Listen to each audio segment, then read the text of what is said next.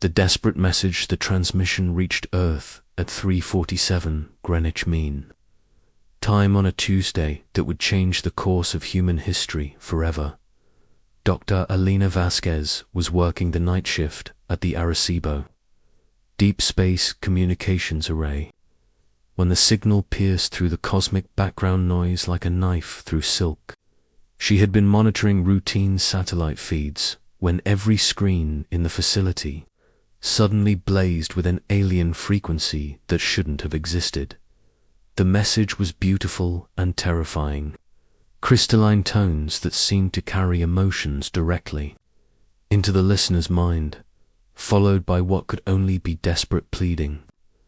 Elena's hands trembled as she recorded every second. Her scientific training, warring with the profound realization that humanity was no longer alone in the universe.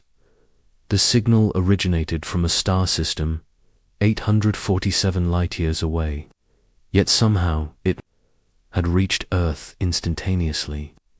Within hours, the world's best linguists and xenobiologists were working around the clock to decode the message. What they discovered sent shock waves through every government on Earth. The transmission came from the Zephyrian Empire, a peaceful civilization spanning dozens of worlds. Their elegant musical language spoke of beauty, art, and scientific advancement beyond human comprehension. But beneath the alien syntax lay pure terror. The Zephyrians were dying, hunted to extinction by something they called the Void Hunters. Admiral Jackson Hayes stood before the United Earth Defense Council 3 days later, his weathered face grim as he played the translated message for the assembled leaders. The alien voice, rendered in perfect English by their best translation algorithms, filled the chamber with its haunting plea. To any who can hear this message, we are the Zephyrian people. For 3,000 of your years, we have lived in peace. Among the stars, creating art and beauty, nurturing life wherever we found it. But now, darkness comes. The Void Hunters have awakened from their ancient slumber. They consume worlds, harvest minds, and leave only emptiness behind. We have sent this plea to every star that might harbor intelligent life. Our own weapons are useless against them. Our fleets burn like candles in the cosmic wind. Please, if you possess the means to help, we beg you to answer. We are the last free world in our sector. When we fall, the hunters will spread like a plague across the galaxy. Time grows short. Please, someone, anyone, help us. The council chamber fell silent. President Chen of the Pacific Federation was the first to speak. How do we know this? Isn't some elaborate hoax? Dr. Sarah Mitchell, Earth's leading astrophysicist, stepped forward. The signal came through folded space-time. Mr. President, the technology required to send instantaneous messages across interstellar distances is centuries beyond our current understanding. This is real, even if it is real, interjected Prime Minister Kozlov of the European Alliance. What could Earth possibly do? We've only just begun to explore our own solar system. Admiral Hayes cleared his throat. Actually, there might be something. Our deep space telescopes have been tracking the aftermath of what we now know are Void Hunter attacks. Entire star systems going dark, one by one, but there's a pattern. Every species that's tried to fight them conventionally has been wiped out within days. The only survivors are those who fled. So we run and hide? Asked President Chen. No.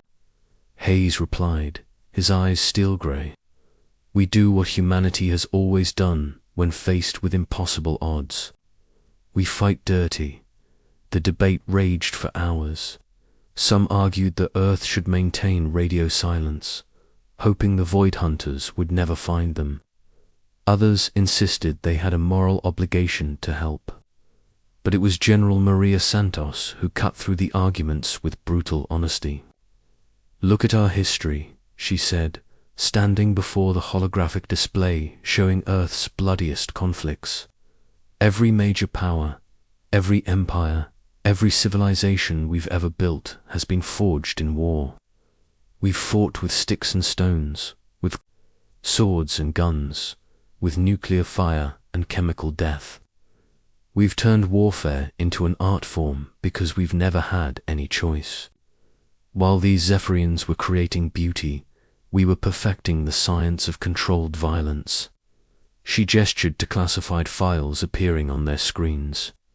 "We have soldiers who've survived conflicts that would break the minds of lesser beings, men and women who've stared into the abyss and laughed. If anyone in this galaxy can fight these void hunters, it's the species that turned a death world into the cradle of civilization." The vote was close, but it passed. Earth would answer the call.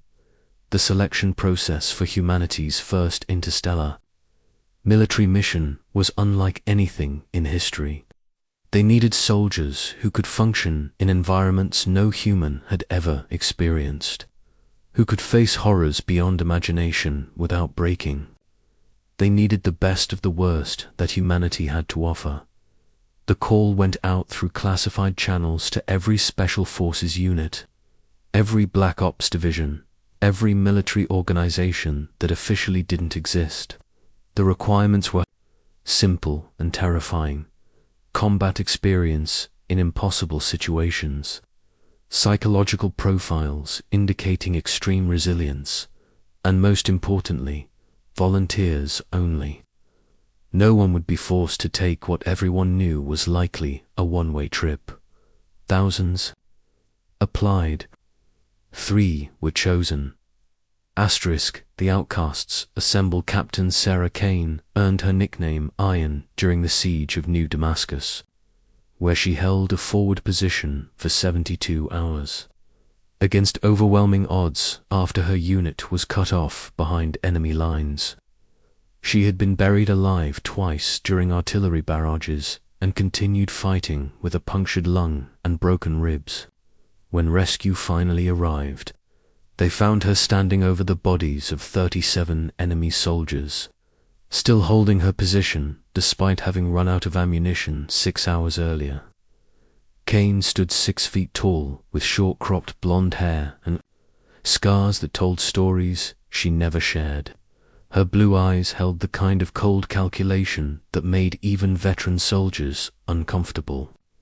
She had no family, no close friends, nothing to tie her to Earth except the military that had shaped her into the perfect weapon. When the call came for volunteers for the impossible mission, she didn't hesitate. Sergeant Miguel Vargas got his. Calcined ghost because he had a talent for appearing where he shouldn't be and vanishing when he should be dead. During the Siberian conflict, he had spent 6 months operating alone behind enemy lines, sabotaging supply convoys and eliminating high-value targets with surgical precision. His personnel file was mostly classified, but the parts that weren't painted the picture of a man who could slip through shadows, like smoke, and kill without making a sound. Vargas was shorter than Kane, with dark hair and the kind of forgettable face that made him perfect for infiltration work. He spoke 7 languages fluently and could blend into almost any crowd. His psychological profile noted difficulty with emotional attachment and preference for working alone, which were polite ways of saying he was more comfortable with death than with people. He volunteered because he was tired of fighting humans and curious to see what alien enemies might offer. Corporal Jin Liu earned the name Wrecker by being the only demolitions expert to survive the underground war, where conventional explosives were useless and creativity was the difference between victory and getting buried alive. She had once brought down an entire mountain with nothing but mining charges and a thermostat, trapping an enemy division for 3 weeks until they surrendered from starvation. Liu was the youngest of the three, barely 25, with short, black hair and the kind of manic energy that made her dangerous to be around when she was bored. She could build a bomb from household chemicals or disarm a nuclear warhead with equal skill. Her psychological evaluation noted addictive personality regarding high-stress situations and possible death wish, but also recorded the highest technical aptitude scores in military history. She volunteered because normal life felt like dying slowly. The three of them met for the first time in a classified facility buried beneath the Mojave Desert. They were an unlikely team, three people who had been shaped by violence into something more and less than human. Kane studied her. New team with the analytical eye of a professional killer. "You've seen our files," she said without preamble. "You know what we've done, what we're capable of.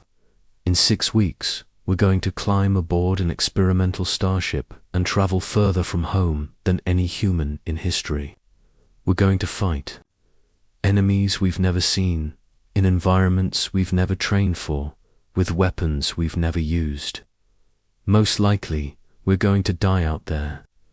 Vargas leaned back in his chair, utterly relaxed.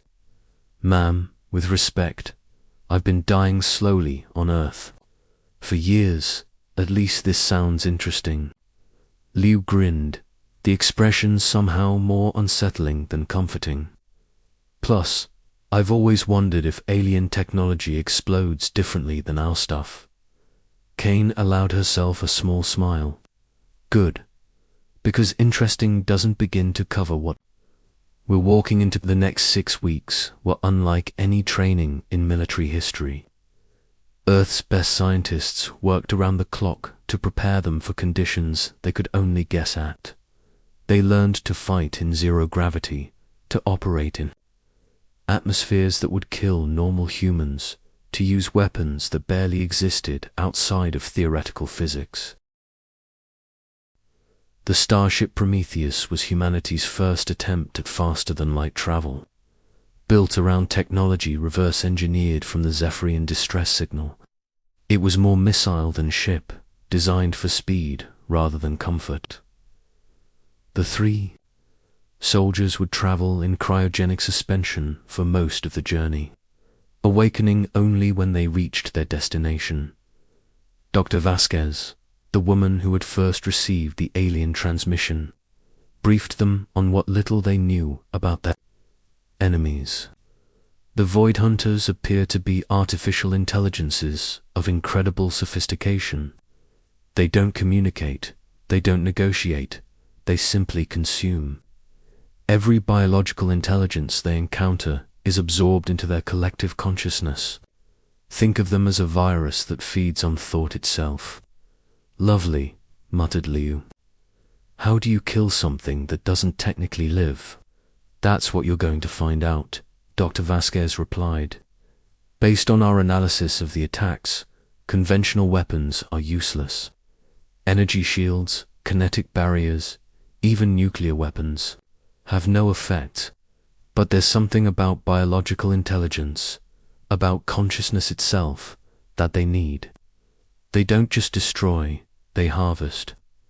Kane studied the tactical displays showing the spread of Void Hunter attacks across the galaxy. They're methodical. Each attack follows the same pattern: sudden appearance, overwhelming force, total absorption of the target population. But they always leave the infrastructure intact. Because they need it, Vargas realized. They're not just destroying civilizations. They're incorporating them, building something. "The question is what," Kane said, "and how do we stop it?" The day before departure, each of them spent their final hours on Earth in their own way.